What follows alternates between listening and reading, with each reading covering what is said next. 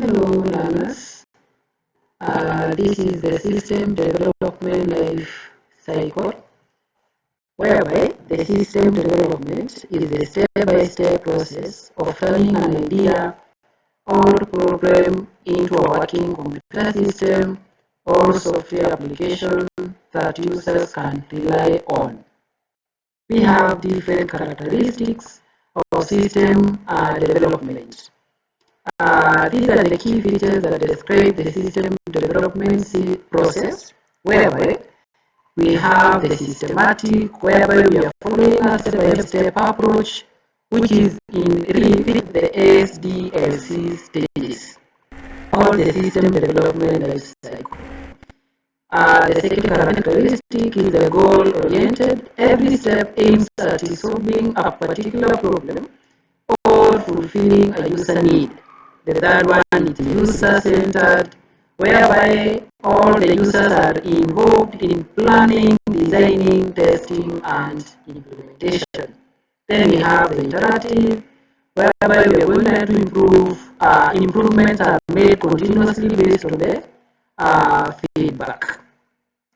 We have the last but not the least, the collaborative, whereby we are going to involve the teamwork from analysts, designers, developers, testers, and users. Now, we have the importance of system development, whereby it is important because it enables organizations to improve efficiency, enhance decision making, save costs, improve service delivery, increase productivity, ensure system security, support organizational growth, and also it provides competitive advantage.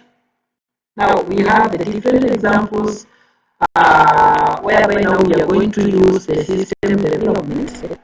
For instance, we can use a system development in education sector. We are going to use it when maybe developing a school management system, creating online learning platforms, exams and grading system, etc. Secondly, we can use the system development in the businesses, whereby we can maybe create the payroll and HR systems, customer relationship management, or maybe the CRM tools. Also, we can use the system development in health, maybe creating the patient information systems, laboratory management systems, etc. Also, we can use the system development in the government sectors, whereby we can use maybe when creating the e-citizen services, revenue collection systems, national registration systems, etc. And also, but not the least, even we can use the system development in the banking and finance, whereby we can use maybe when creating the mobile banking apps, ATM software, transaction processing systems, etc. Now, today, we are going to explore the system development life cycle, which is the structured process used to design, build, test, and deploy information systems. Whether you are creating the software, a website, or a digital learning tool, SDLC provides a roadmap that ensures efficiency, reliability, and quality. Now, which is our first step or the phase when it comes to SDLC, or the System Development Life Cycle? We have the system planning and analysis. Now, this is the foundation stage of the system development, whereby we are going to begin with identifying the problem, a gap, or a need in an organization.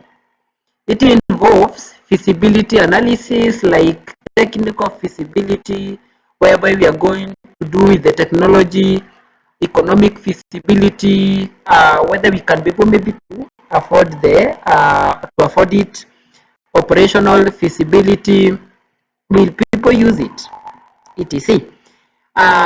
Still, we are going to collect the information about the users, the current system, the organizational requirements, etc. Then also we are going to help determine whether developing the system is worth the investment. Or maybe in summary, the planning and analysis is like drawing the map before starting a journey. Without it, the entire project can easily fail. So the second phase is the system design, whereby by this is the blueprint of the system is created. Now we have some key points here to note when designing the system, like translate requirements into system specifications. You're going to define the system architecture, database structure, user interface layouts, input and output, security requirements that are needed in that particular system.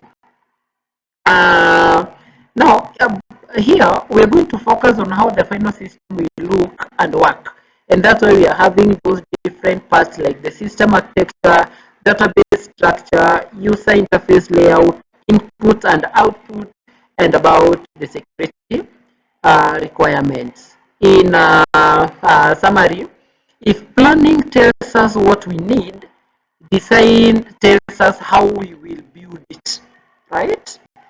Yeah, then we have the third part about the system development, which is now the coding or constructing the system, whereby this is now the actual construction stage, whereby we have programmers write code using preferred programming languages, interfaces, databases, and system functions are developed.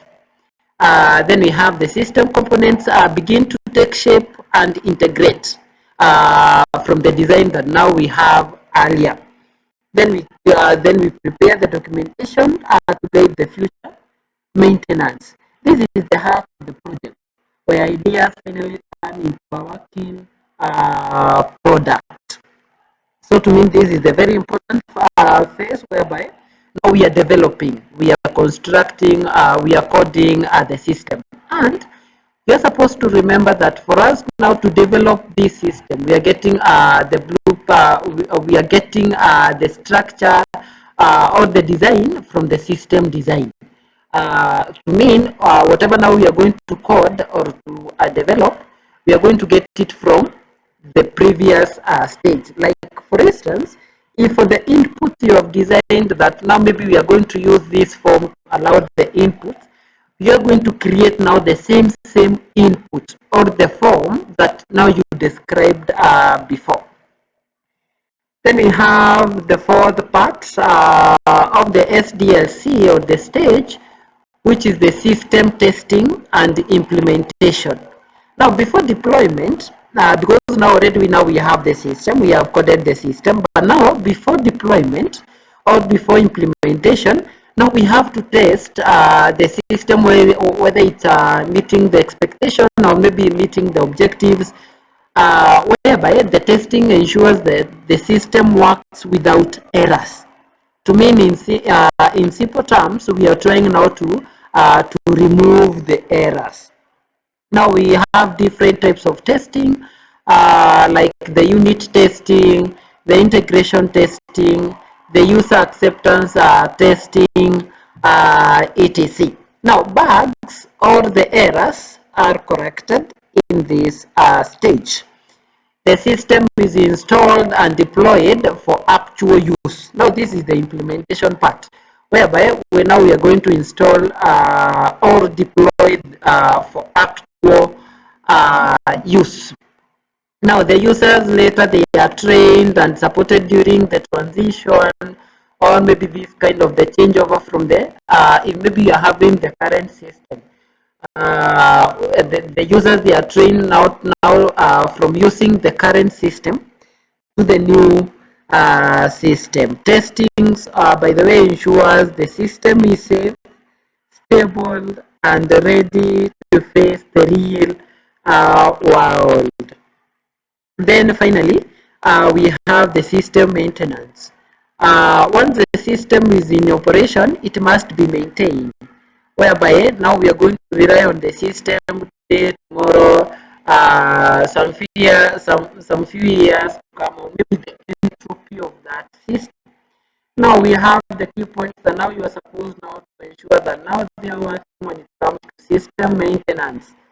Like for instance, you have to involve the upgrades, updates, debugging, security patches, and in general the improvements. And like now, for instance, to ensure that the system it up to date, or it is meeting the current objectives, or maybe the current the security, the system is still secured. Then you're supposed now to ensure long-term system performance.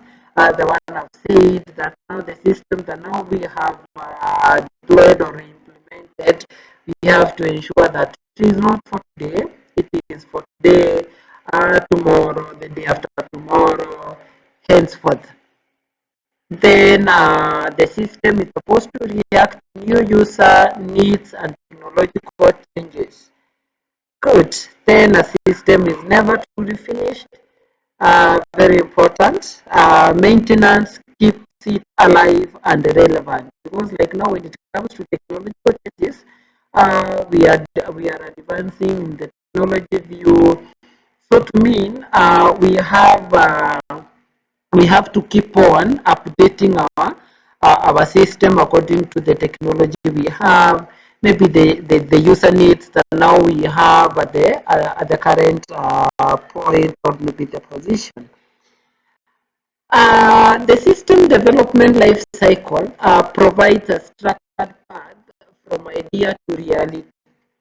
When followed well, it ensures that organizations get solutions that are efficient, cost effective, and sustainable. To mean, we have to follow the correct steps or the stages for you to be able to come up with a clear, correct, good system that now we are going to use it for long term. So learners, that the system development, whereby we have learned about the different stages that now you are supposed to follow for you to be able to come up with the accurate, the correct, the real system that can be relied, or maybe that can be reliable for someone maybe to do some kind of organization operations. So that marks end of our system development. Thank you for listening.